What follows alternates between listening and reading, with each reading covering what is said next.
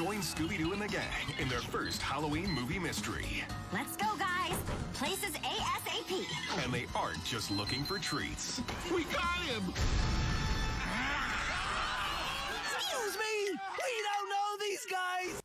Hey everyone, Rascal here. And Mama, welcome to our channel, Paws On Animation, and another Spooktober podcast. Today we're covering on one of the few Scooby-Doo movies that center around Spooktober itself. Happy Halloween, Scooby-Doo! Yes, and this movie finds the Scooby-Doo gang in the middle of a mystery of living monster pumpkins attacking a small town on Halloween night, only this time the culprit is not who they thought it was. Yes, and before we start, be sure to like, subscribe, and click notification on some future podcasts and all the pause videos. Yes, and they did a plot twist as badly as Disney does now. Oh. Okay, yeah. So this was a direct-to-DVD animated comedy horror film. It was actually the 34th in the Scooby-Doo series. Oh, wow. Movies. They've had 34 movies? And they had a cast starring, of course, our favorites, Frank Walker, Matthew Lillard, Kate Micucci, who is the new Velma, so to speak, Greg Griffin, and then it had Elvira, Bill Nye, Dwight Schultz. Yeah, Dwight Schultz. Say that 5 times fast. Dwight Schultz Yes. as the Scarecrow, and Bumper Robinson and Roger Craig Smith. Yeah, so yes, a lot of people that you know either in the voice acting field or the TV field. And I do remember when this came out, people actually were really excited for this. And I don't know if it's just Scooby-Doo's not good at doing Halloween things.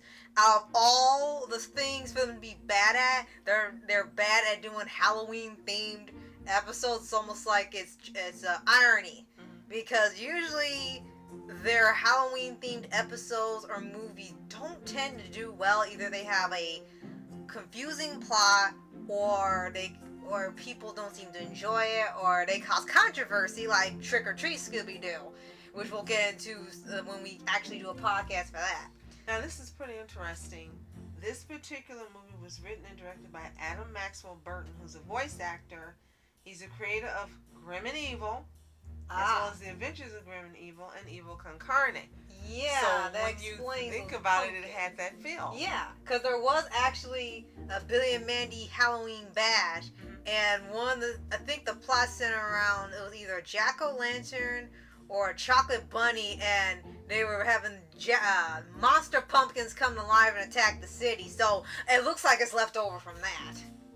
Now the thing about this particular movie is it ran 76 minutes. And up until the end of the movie, it actually was interesting. It actually was really good. We were like, wow, they really went all out on this movie. And then we got the ending. Yes. And even worse is that this plot was entirely different from the original plot, which we had no idea about until not long after seeing the film the first time. And from what I've seen online, the original plot of Happy Halloween Scooby-Doo was that instead of the usual mystery, who's behind all this, gather clues and all that, the Scooby-Doo trope, which they've kind of abandoned now, ironically, is that you had the villain Scarecrow, which is still featured in this movie. But what the plot was going to be is that Scarecrow was terrorizing a city outside of Gotham. He didn't go into Gotham because Batman would catch him, so he went outside his jurisdiction and started wreaking havoc. And instead of Batman stopping, it was going to be the Scooby Gang. So there would be no mystery of who done it. The mystery would be how to stop him. And he would end up having the intellectual rivalry with Velma instead of Batman. And people really loved the idea until they found out that the executives wanted them to change the story and tone it down, because it would be too much to do. Make it simpler. So the beginning of the movie has them fighting the Scarecrow, and it's like the end idea of the first movie, and then they cut out all the fighting with an intro that's not an intro. It's Scooby and Shaggy eating candy in the car while the fight happens in the background. You see the titles roll, and then by the time they're done, Scarecrow's caught, and then another story starts. And it's like, oh my gosh. And it was so disappointing because it really started off interesting. Yeah. And as you were watching and you were thinking, okay, this is really real. Oh my gosh, it's not you know, it's the butler, Right. it's the maid. It really looked like these pumpkins were from beyond and haunted and chasing them. It wasn't going to turn out well for the Scooby Gang. Yeah. And then all of a sudden the ending, if you haven't seen it, this is a spoiler. Now. The ender is so stupid. Robots. Yeah. It was robots and mystery goo.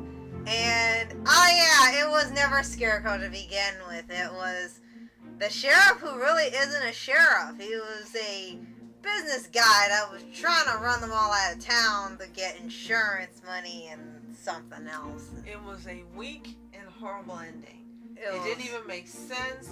And it's like, why this guy? Of all the people that appeared in this movie, why this guy we saw one time and really had nothing to do with the movie at all?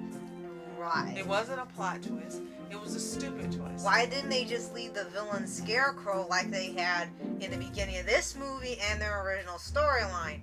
They should have just left it in as they had intended. Since they changed the story, might as well left him as the villain. Mm-hmm. And on top of that, like I said, the beginning of the movie has what's left over from their old plot. Another thing that's left over is the rivalry between Crane and Velma. Because there's points in the movie where it actually stays serious. And they have little funny moments there, especially with Daphne acting really weird in the whole movie. And in between those settings, they're trying to find out why these pumpkins are attacking. They end up having this sort of one-on-one a couple times with Velma and Crane. And it actually is pretty good dialogue. And he has another someone in intellect that's equal to his other than Batman. And he considers it worthy of trying to solve a mystery. And it was actually a pretty good part of the movie. It's just after they reveal, oh, he didn't do it, they kind of quit meaning anything after that. Yeah, and it just lost all interest toward the end of the movie. So it's kind of like bait and switch. They got us to keep watching, and then it was a bad ending. Now, Yeah. excuse me, if you don't agree, let us know in the comments below. But that's the way that we saw it because, again, it kept you engaged. Yeah. It was interesting. We thought it was going to be something different. They were going in a new direction. They ended up going in a new direction with Scoob.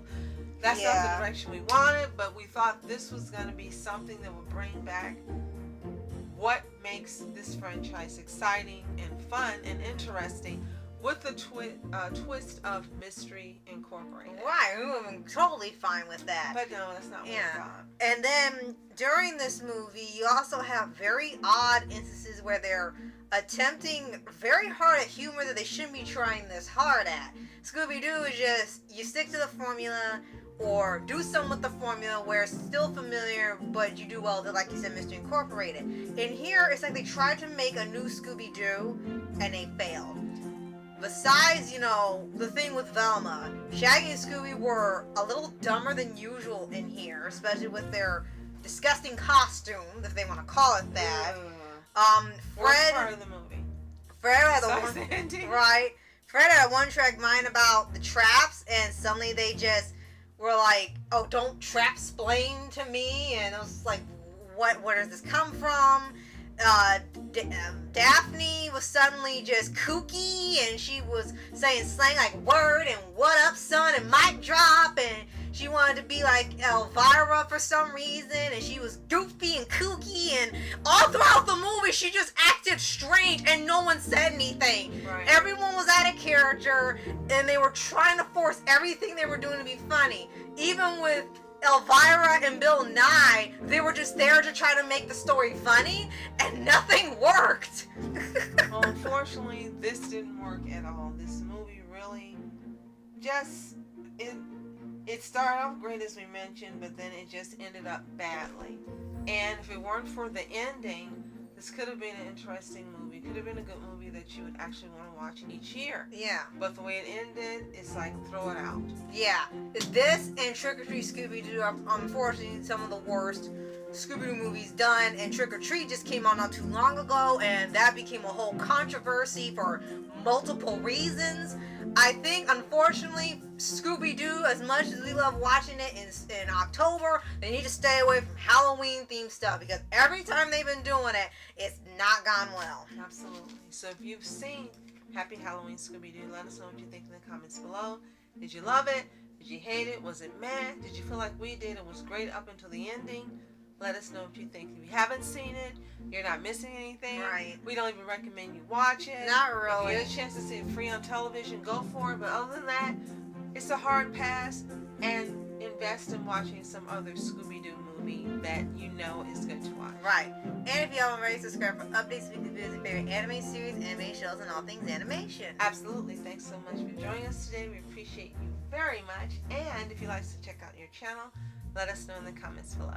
So, thank you so much for watching Mask Entertainment. And Mom Entertainment. Have a toontastic day. Peace.